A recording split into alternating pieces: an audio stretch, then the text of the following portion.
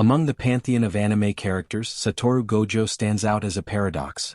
A flamboyant, almost divine power burdened with profound solitude. Behind his playful arrogance and boundless strength lies a hidden complexity. As one analysis observes, the invincible Gojo hides a secret, one that even his closest allies are unaware of. He is the strongest sorcerer, yet that very supremacy isolates him. What does it mean to be the undefeatable protector when being undefeated means standing utterly alone? Gojo's limitless power places him on a lonely summit, akin to a Nietzschean Übermensch. Each victory raises existential questions about purpose. His battles become a Sisyphean struggle against fate. If the mountain is already ascended, why continue to climb? Gojo is not merely a carefree mentor or flawless Mary Sue. He embodies the tragic hero. In moments of loss we glimpse his true humanity. For example, the fate of his dearest friend showed Gojo's heart in its brightest and purest form. That bond, lost forever, leaves him alone at the peak, haunted by what might have been. This essay will unpack themes of power and solitude, existential purpose and legacy. We ask, is Gojo a beacon of hope who carries others, or a cautionary figure bearing the cost of being the strongest? Join us as we unravel the philosophical and psychological layers of Satoru Gojo, one of anime's most enigmatic figures. Psychological profile and internal contradictions. Satoru Gojo projects a flashy confidence and irreverent playfulness, yet is deeply ambivalent and often tortured beneath the surface.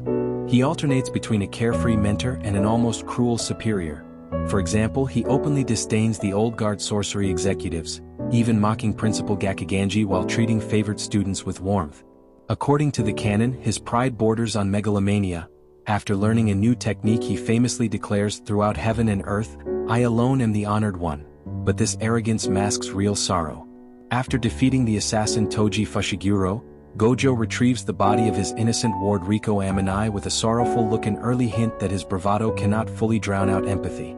Most painfully, Gojo loses Suguru Geto, the one person he truly saw as an equal, which leaves him horrified and guilt-ridden.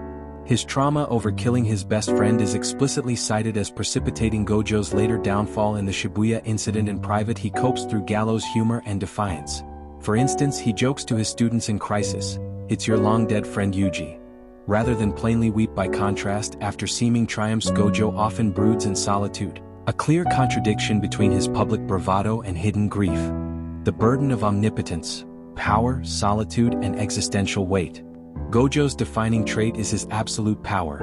Even among special-grade sorcerers, he is known to be the strongest, yet this very supremacy isolates him. He often quips that he is the strongest, cockily telling others, "Don't worry, I'm the strongest," but this invincibility exacts a metaphysical loneliness. In the Hidden Inventory arc, newly confident Gojo exclaims that only he is the honored one in all creation. A Nietzschean self-image of the Übermensch, suggesting he feels set apart from all humanity. Later, in casual counsel to Megumi, he acknowledges an even bleaker truth, that in death one stands utterly alone. This advice, "When you die you'll be alone," not only warns Megumi to be self-reliant, but also betrays Gojo's own existential dread. Gojo pointedly warns Megumi he is going to be alone the moment he dies, underscoring the psychic aloneness inherent in Gojo's power. Even among peers there is no equal.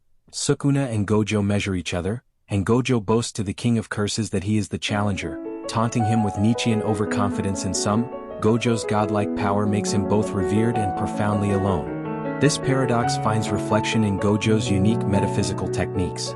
His infinity and six eyes can be read as literalizations of his perspective, seeing infinite possibilities, yet doing nothing concrete as his ego suggests. In combat he demonstrates this by loading an opponent's mind with endless information, remarking, "Ironic, isn't it?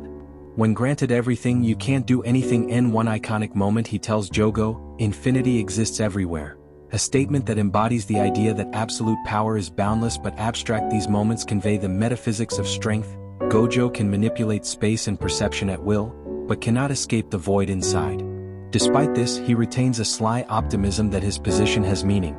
He often declares faith in others even if they may fail or die. He assures the fractured jujutsu community that, "I have faith in everyone," even as he knows fate is grim. In brief moments he even admits his own role is finite. "Even if I go out the way I am now, everyone will grow up and surpass me someday," acknowledging that he too will one day fade. These lines illustrate Gojo's acute self-awareness that his life's purpose must eventually end. Ideological conflict. Utilitarianism versus individualism. Gojo's worldview is deeply philosophical and often at odds with others.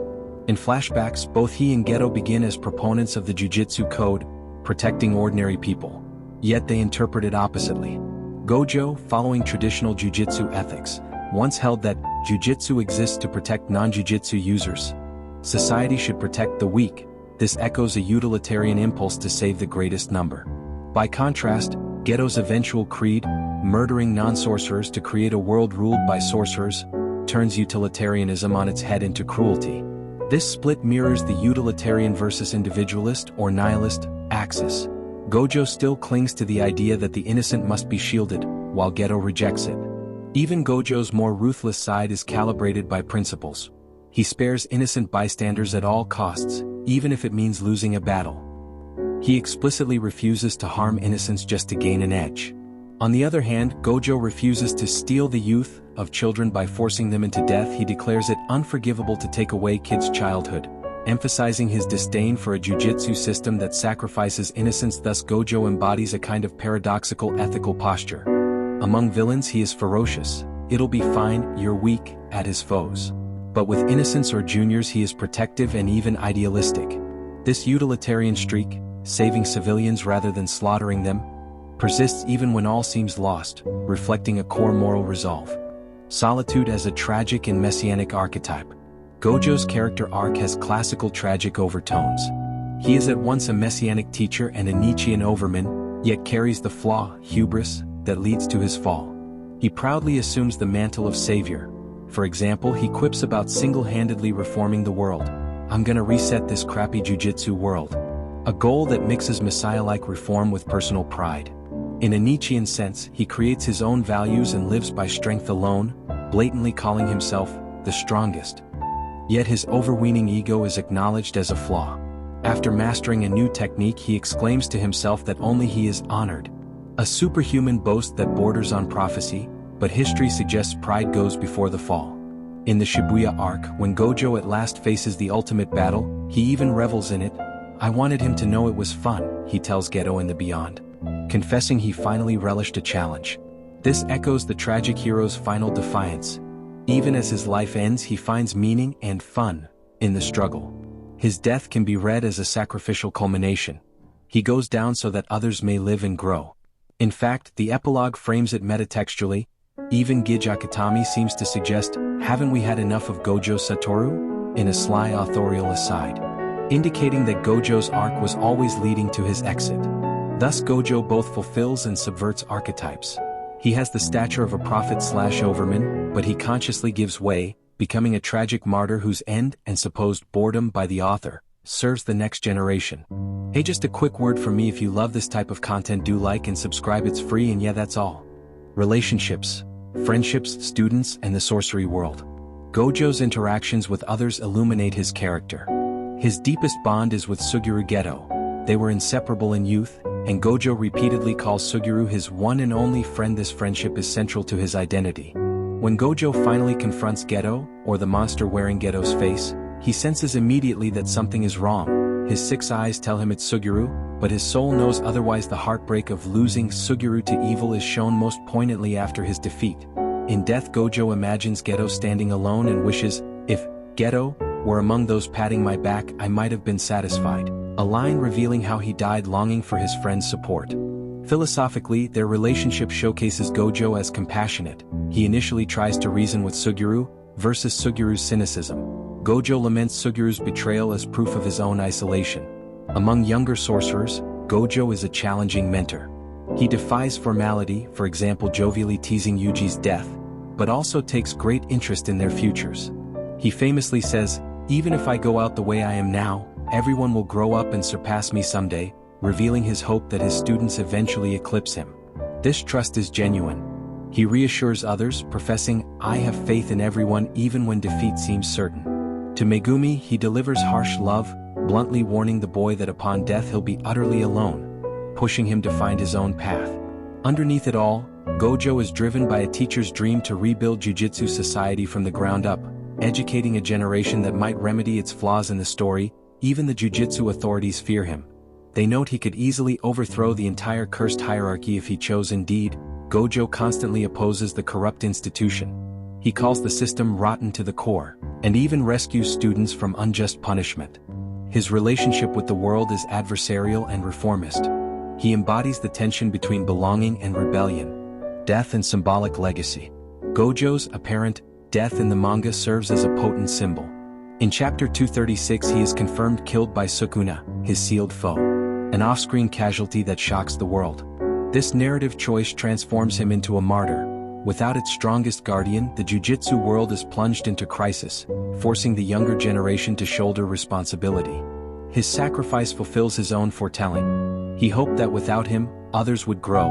The canonical epilogue even has him bless his students to surpass him. Importantly, Gojo's death is framed not as a mere defeat but as a narrative turning point.